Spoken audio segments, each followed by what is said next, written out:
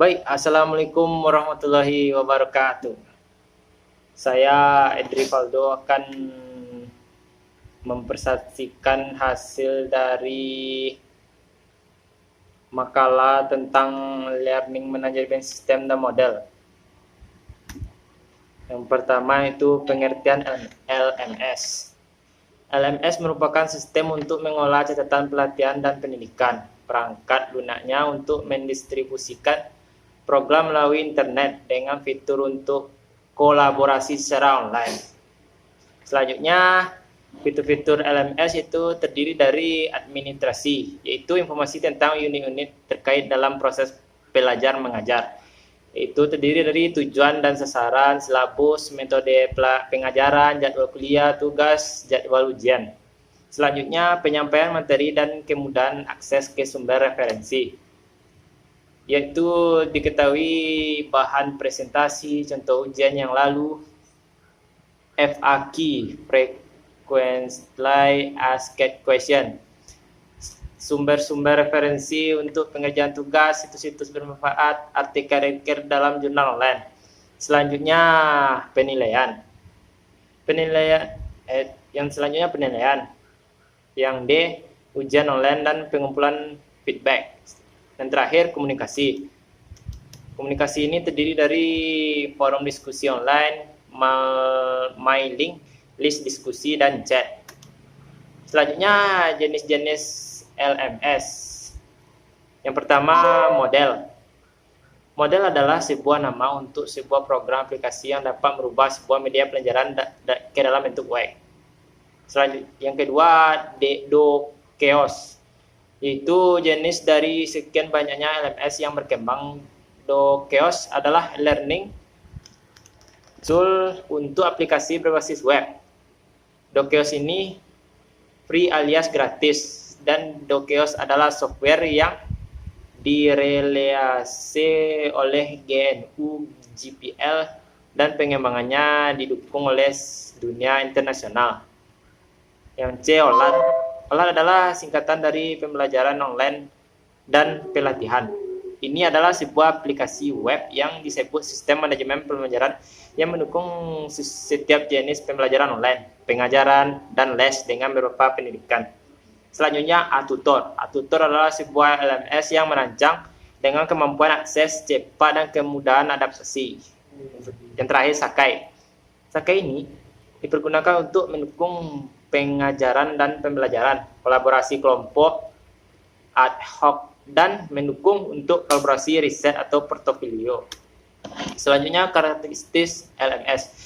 LMS memenuhi persyaratan pendidikan, administrasi, dan penyebaran untuk pembelajaran perusahaan atau corporate learning. Misalnya dapat berbagi banyak karakteristik dengan FVLE, Virtual Learning Environment, atau lingkungan belajar virtual yang digunakan oleh institusi pendidikan. Masing-masing LMS memenuhi kebutuhan yang unik.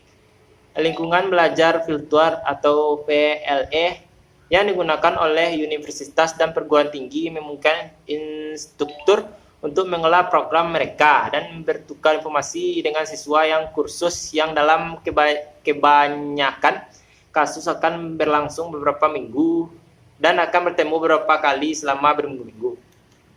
Keunggulan dan kelemahan LMS. Keunggulannya itu yang pertama, menetapkan dan merekodkan latihan untuk kaki tangan dengan LMS. Yang kedua, memudahkan pembelajaran dengan platform pembelajaran secara online. Yang ketiga, menggabungkan ke semua maklumat latihan ke dalam satu sistem. Yang keempat, mengurangkan kos latihan dengan LMS. Yang kelima, meningkatkan pematuhan dengan keperluan kawal setia.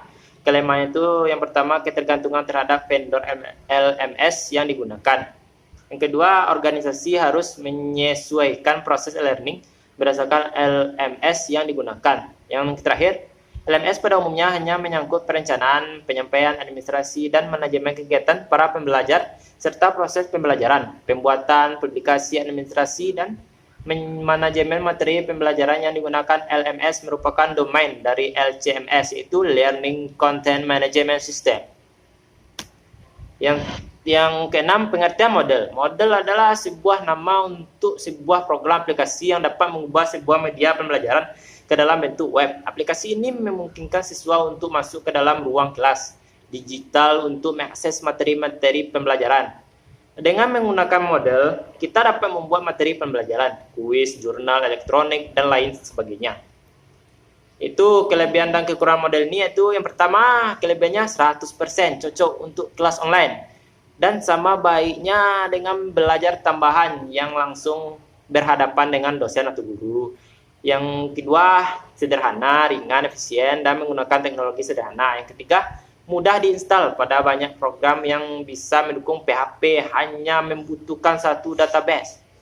Yang keempat, menampilkan penjelasan dari pelajaran yang ada dan pelajaran tersebut dapat dibagi ke dalam beberapa kategori. Yang kelima, modal dapat mendukung 1000 lebih pelajaran.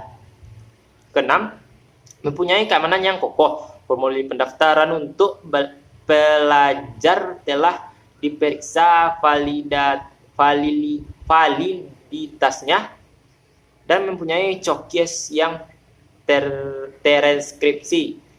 Yang terakhir, pakai bahasa disediakan penuh untuk berbagai bahasa. Bahasa yang tersedia dapat diedit dengan menggunakan editor yang telah tersedia. Lebih dari 45 bahasa yang tersedia, termasuk bahasa Indonesia. Kekurangannya itu yang pertama, tidak selalu mendukung terhadap web browser yang ada, sekalipun dapat diperbarui dengan cara mendownload aplikasi model yang terbaru.